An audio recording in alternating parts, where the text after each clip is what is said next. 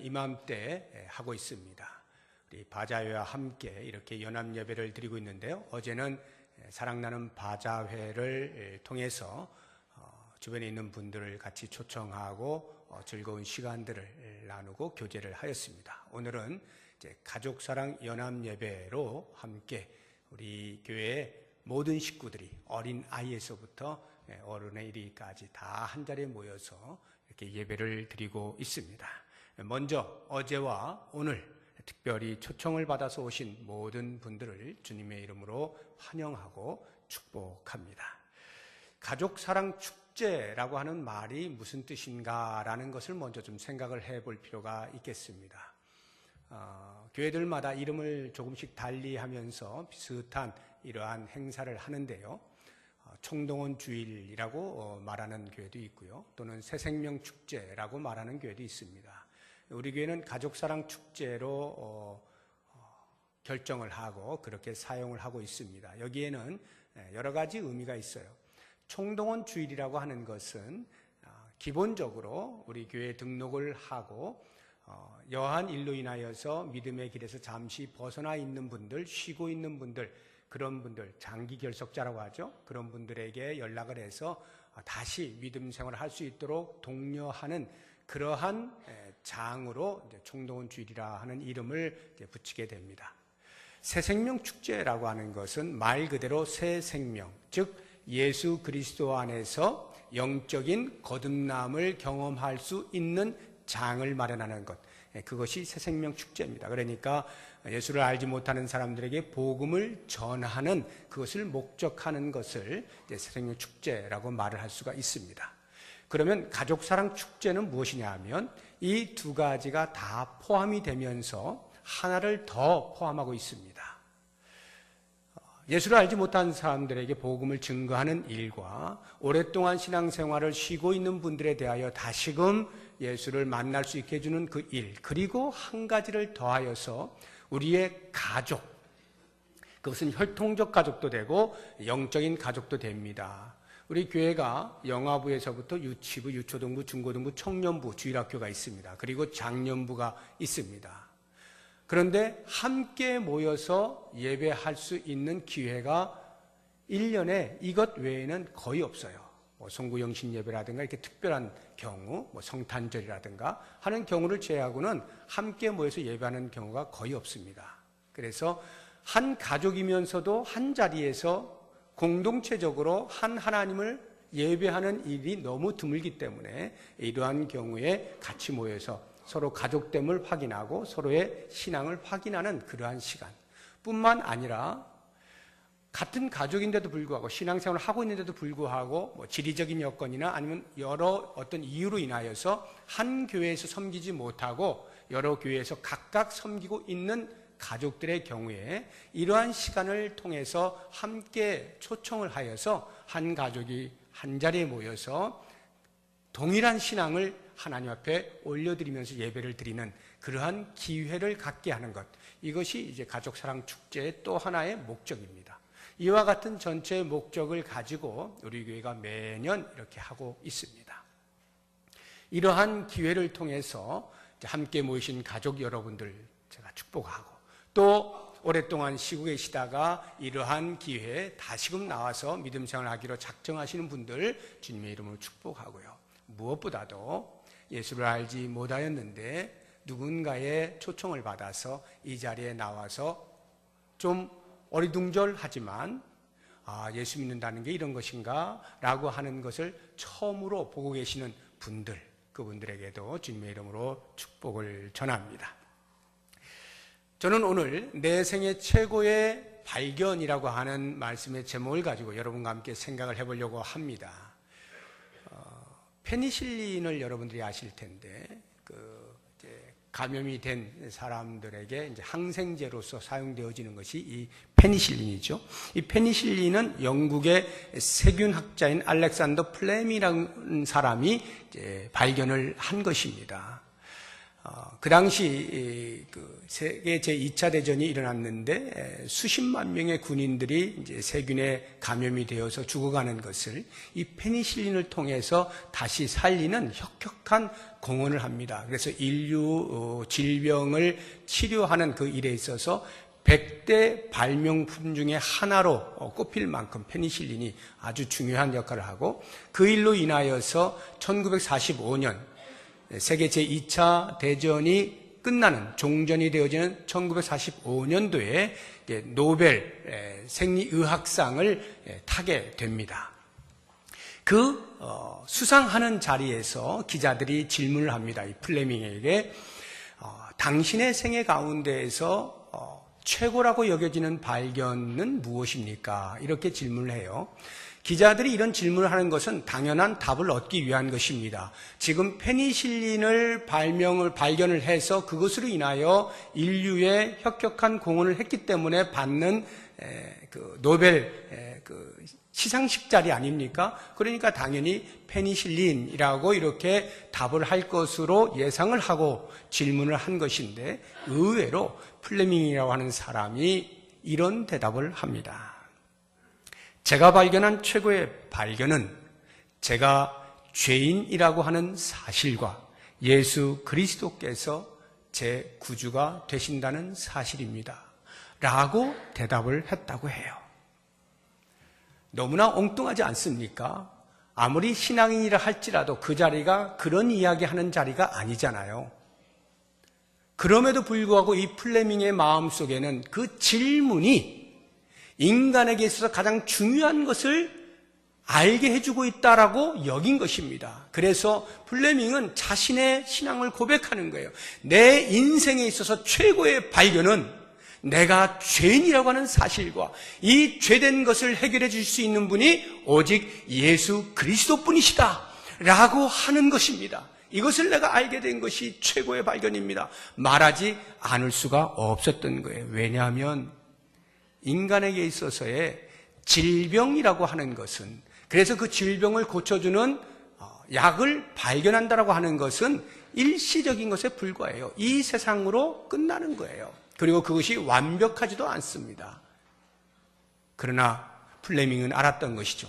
이 세상에서의 인류에게 닥쳐온 문제들뿐만 아니라 저 세상 내세에 있기까지 온 인류에게서 근본적인 문제를 해결할 수 있는 유일한 길, 그 길을 자신이 알고 있었기에 그것에 대하여 대답하지 아니할 수가 없었던 것입니다. 문제를 해결한다라고 하는 것을 구원이라는 단어를 사용하죠. 어떤 문제가 해결된다라고 할 때 구원이라고 합니다. 그러면 성경에서 이야기하고 있는 구원이라고 하는 것은 어떤 의미들을 가지고 있는지 여러 가지가 있어요. 하나는 죄로부터 해방된다. 즉 모든 죄로부터 사함을 받는다라고 하는 것을 구원이라는 단어로 사용하기도 하고요. 또 다른 하나는 하나님과 관계가 단절되었었는데 다시 그 단절된 관계가 이어져서 하나님과 화목하게 되었다. 이것을 구원이라고 말하기도 합니다. 또는 다른 말로 하나님의 자녀가 되었다라고 하는 것도 구원의 의미이겠고요. 또 다른 하나가 있다면 천국의 시민권자가 되었다라고 하는 것도 역시 구원이 담고 있는 의미 중에 하나입니다. 이와 같은 구원에 대해서 어떻게 하면 인간이 그러한 구원의 은혜를 입을 수가 있는가, 구원의 길을 발견할 수 있느냐라고 하는 부분에 대해서 오늘 우리가 읽은 본문에서 사도 바울이 우리에게 그 길을 명확하게 제시를 해주고 있습니다.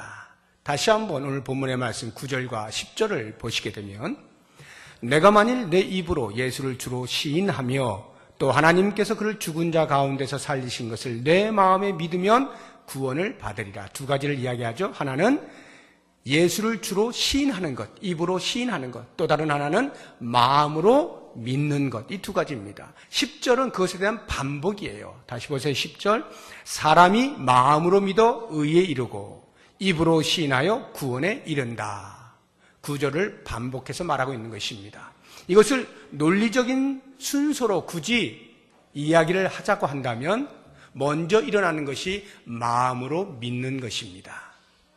그리고 그 다음에 일어나는 것이 입으로 시인하는 것입니다. 이 두 가지가 우리 인간이 구원받을 수 있는 유일한 길이다라고 이야기를 해주고 있습니다. 그러면 먼저 마음으로 믿는다는 게 무엇을 의미하는가 한번 생각을 해보겠습니다. 이 마음이라고 하는 건 내면적 요소 아니겠습니까? 마음으로 믿는다는 것은 각 개인이 개인적인 일이에요. 또는 사적인 일이라 이렇게 보시면 되겠습니다. 마음으로 믿는다는 것은 그 믿습니다라고 할 때 그 믿음의 진정성을 보겠다라고 하는 뜻입니다. 우리가 입으로만 제가 예수님 믿습니다라고 한다고 해서 마음으로 굴복되지 아니한 상태에서 겉으로 말하는 것이 결코 구원에 이르게 하는 믿음이 될 수가 없습니다. 마음으로 믿는다는 것은 우리 인간의 내적 본성이 굴복되는 것을 의미하는 것입니다. 예수님이 아니면 나를 구원할 자가 없음을 인정하는 것. 예수님께서 내 죄를 사하기 위해서 십자가에서 못 박혀 죽으셨음을 인정하는 것. 이것이 마음으로부터의 믿음이다라고 하는 것입니다. 예수님이 십자가에서 죽으실 때 7가지 말씀을 하시잖아요. 그 가운데 마지막으로 보여지는 다 이루었다라고 하는 것. 이 다 이루었다라는 말의 헬라어가 테텔레스타이라고 하는 말인데 이 말의 뜻이 완불되었다는 말이에요. 빚이 완전히 지불되었다, 청산되었다라고 하는 뜻을 가지고 있어요. 그러니까 인류의 온갖 불행들 또는 참상들 그러한 것들을 불러일으킨 근원이 죄라고 하는 것이고 그 죄를 해결할 수 있는 방법은 오직 예수 그리스도의 십자가에서의 죽으심, 대속뿐이다라고 하는 말이에요. 이것을 진정으로 마음으로부터 믿을 때 그 사람에게 구원이 일어난다라고 하는 것입니다. 이 자리에서 예수님께서 나에게 어떤 분이시냐라고 하는 것에 대해서 한번 생각해 보시기 바랍니다. 이미 믿고 계시는 분도 마찬가지입니다. 다시 한번 생각해 보십시오. 나에게 있어서 예수님은 어떠한 분이신가? 내가 예수님을 믿는다라고 할 때 나는 과연 마음으로부터 굴복되어지고 있는가? 그분이 아니면 나에게 구원은 있을 수 없음에 대한 진정한 마음의 굴복이 있느냐라고 하는 것을 돌아보시면 좋겠고요. 이제 처음으로 예수님이 어떤 분인지 듣고 계시는 분들은 우리 인생에 있어서 질병이라든가 아니면 어떤 자연재해라든가 테러나 전쟁이라든가 기근이라든가 수없이 많은 문제들이 있지 않습니까?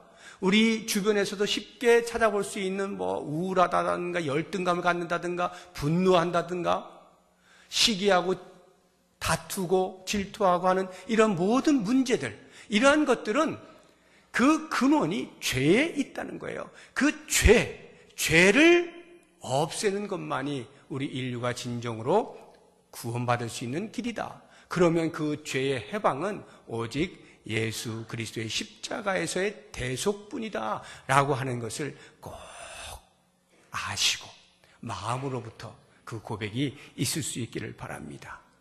두 번째로 입으로 시인한다는 것은 무슨 뜻이냐 하면 외면적인 것이 되겠죠. 그래서 공동체적으로 공개적으로 모든 사람 앞에서 예수님은 나의 주님이십니다 라고 시인하는 것, 고백하는 것입니다. 예수님이 주님이시다라고 하는 게 무슨 의미일까요? 주님이라고 하는 말이 헬라어로 퀴리오스라고 하는 단어예요. 이 퀴리오스가 그 당시에 여러 곳에서 사용이 되었어요. 그 사용되어진 용례들을 보게 되면 예수님을 주님으로 고백한다는 것이 무엇을 의미하는지 우리가 알게 되어집니다. 먼저 그 당시에 노예제도가 있었잖아요. 그래서 주인이 있고 종이 있습니다. 종이 주인을 부를 때 퀴리오스 이렇게 부릅니다.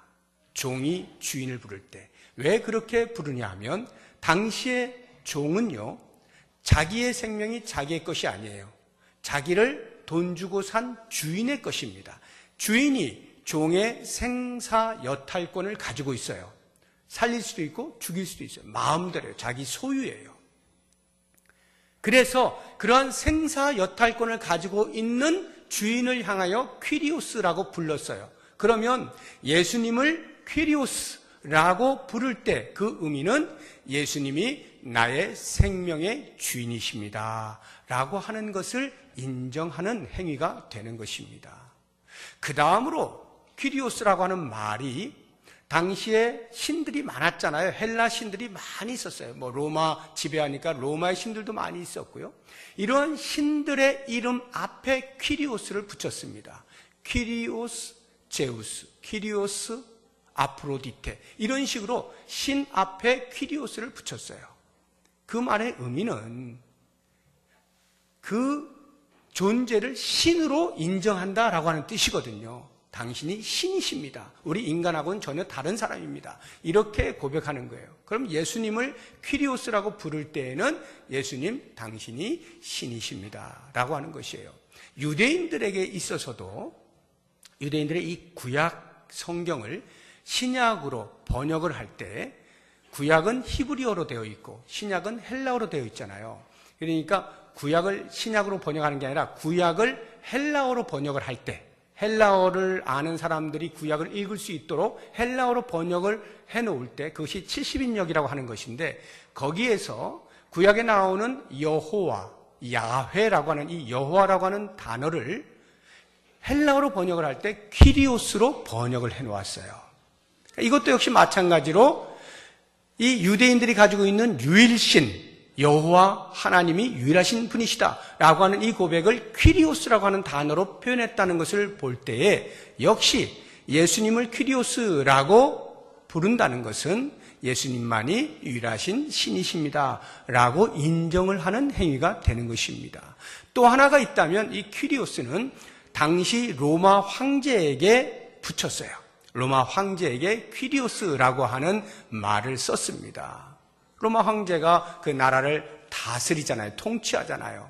그러니까 예수님을 퀴리오스라고 부를 때에는 예수님이 나의 주권자이십니다. 당신이 나를 다스리시고 통치하신 분이시며 나는 당신의 뜻에 순종하는 사람입니다. 당신만을 섬깁니다. 라고 하는 의미를 갖게 되는 것입니다. 이러한 이 고백, 왜 이것을 입으로 반드시 시인해야 된다고 할까? 여러분 가운데는 혹시 이런 생각을 하실지 모르겠어요. 내가 마음으로 믿으면 되지. 굳이 그거를 입으로 내가 예수님을 주님이라고 굳이 말을 할 필요가 뭐가 있나? 내 마음으로 믿으면 이미 끝난 것 아니냐? 이런 생각을 하실 수도 있습니다. 그런데 그 당시에 사도 바울이 왜 굳이 마음으로 믿어 의에 이르고 하면 끝날 것을 그 다음 입으로 시인하여 구원에 이른다라는 말을 왜 덧붙였을까? 그것은 당시에 입으로 예수를 퀴리오스라고 부르게 되어지면 커다란 불이익을 당하는 사회였어요. 심지어는 목숨이 위태한 그러한 상황이었습니다. 왜냐하면 로마에는 로마 황제가 있는데 황제가 아닌 예수님께 퀴리오스라고 하는 말을 붙이면 당연히 반역죄가 되겠죠. 유대인들에게 있어서는 오직 여호와 하나님만이 섬기는 자인데 마구간에서 태어난 젊은 청년 예수에게 퀴리오스라고 하는 말을 쓸 때 유대인들에게도 역시 공적이 되는 거예요. 그러니까 그 당시에 나는 예수 믿는 사람이요 예수님이 나의 주님이십니다 라고 고백하는 것은 온갖 불이익을 당할 각오를 해야 되고 심지어는 목숨을 잃을지도 모를 이러한 각오를 하지 않으면 할 수 없는 고백인 거예요. 그렇다고 하면 그러한 상황 속에서 사도 바울이 굳이 입으로 시인하라고 하는 뜻은 무엇일까요? 예수 그리스도가 나의 주님 되시는 이 사실이 나의 생명보다도 귀하다라고 하는 것을 알라는 것이죠. 확신하라는 것이죠. 인정하라는 것이죠. 그리고 사람들에게 선포하라는 거예요. 예수 그리스도 그분을 알게 되어진 것이 내 인생의 최고의 발견이다 라고 하는 것을 스스로 확신할 뿐만 아니라 모든 사람 앞에 공포할 수 있어야 한다라고 하는 것이죠. 오늘날에는 어떻습니까? 오늘날에 우리가 예수님을 주님이라고 고백한다 해서 누가 잡아가기를 합니까? 때리기를 합니까? 핍박을 합니까? 요즘은 정말 좋은 세상이 되었어요. 그러다 보니까 오히려 예수님이 나의 주님이십니다 라고 하는 이 고백이 그냥 겉으로 하게 되어지는 경우나 아니면 그것이 뭐가 중요해 하고 그냥 우습게 넘어가는 일들이 비일비재합니다. 여러분 기억하십시오. 우리의 입으로 예수를 주로 고백할 때 그것은 예수님이 내 인생 최고입니다. 다른 그 어떤 것과 비교할 수 없는 최고의 발견을 나는 한 것입니다. 다른 그 어떤 것과 가치를 비교할 수가 없습니다. 라고 하는 고백입니다. 그 고백이 교회 공동체 안에서는 말할 것도 없고 우리가 살아가고 있는 사회 공동체 안에서 예수를 알든 알지 못하든 그 사람들 앞에서 나는 예수 믿는 사람이다. 나는 예수를 구주로 고백하며 사는 사람이다 라고 하는 분명한 자기 정체성을 가져야 하고 그것을 선포할 수 있어야 한다라고 하는 것입니다. 그래서 마태복음 10장에 보면 예수님께서 그 제자들에게 말씀하실 때 너희가 나를 사람들 앞에서 주로 시인하면 나도 하늘에서 하나님 앞에 너희를 시인할 것이요 너희가 만일 사람 앞에서 나를 주로 시인하지 아니하고 부인하면 나도 하늘에서 하나님 앞에서 너희를 부인할 것이다. 이렇게 말씀하시는 거예요. 우리의 입술로 예수를 주로 시인한다는 것이 이렇게 중요한 것입니다. 그런데 이제 마지막으로 우리가 결론의 부분을 보려고 하는데 이 10절에 다시 보게 되면 사람이 마음으로 믿어 의에 이르고 입으로 시인하여 구원에 이른다라고 할 때 여기 믿어라고 하는 단어와 시인하여라고 하는 이 단어가 우리가 보기에는 사람이 믿는 것 같고 사람이 시인하는 것 같잖아요. 능동태로 되어 있잖아요. 그런데 실제 이 성경이 쓰여진 헬라어를 보게 되면 능동태가 아니라 수동태예요. 현재 수동태 3인칭 단수형으로 되어 있어요. 그것은 각 사람이 예수를 믿는다라고 할 때 믿어져라는 말이에요. 믿어지고 예수를 입으로 시인하게 되어지고라고 하는 뜻이에요. 그래서 구원에 이르게 된다는 말이에요. 무슨 말일까요? 내가 어떠한 힘으로 논리로 이성으로 자격을 가져서 내가 그래 믿자 내가 작정하여서 믿어지는 것이 아니라는 말이에요. 내가 시인하기로 작정하여서 시인되어지는 것이 아니라 이것은 누군가가 나로 하여금 믿게 하는 작용이 있다는 것이에요. 누군가가 내 입을 열어서 예수를 주로 시인하게 만드는 작용이 있다는 것이에요. 그것을 가리켜 우리는 은혜라고 하는 거예요. 예수를 믿는다는 것이 결코 나의 결심만 가지고 되는 것이 아니에요. 하나님의 은혜가 임할 때 비로소 우리는 마음으로부터 예수를 주로 믿게 되어지고 예수를 주로 시인하게 되어지는 것입니다. 저는 원하기를 이 자리에 계신 모든 분들이 한 분도 빠짐없이 위로부터 오는 하나님의 은혜로 충만하여서 그 은혜로 말미암아 예수님이 나의 구세주이십니다. 나의 주님이십니다. 라고 하는 이 고백이 마음으로부터 시작하여 입으로까지 시인되어질 수 있는 놀라운 역사가 있기를 주님의 이름으로 축복합니다. 기도하겠습니다. 하나님 아버지, 이 은혜가 이 자리에 충만하기를 원합니다.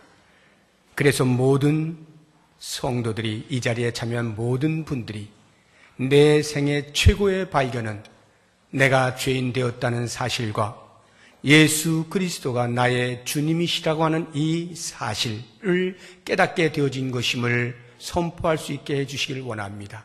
그래서 세상에서 그 무엇을 얻은 것과 비교할 수 없는 엄청난 기쁨을 누리며 그 기쁨의 삶을 평생에 살아갈 수 있는 복이 있게 하여 주시옵소서. 예수님의 이름으로 기도드립니다. 아멘.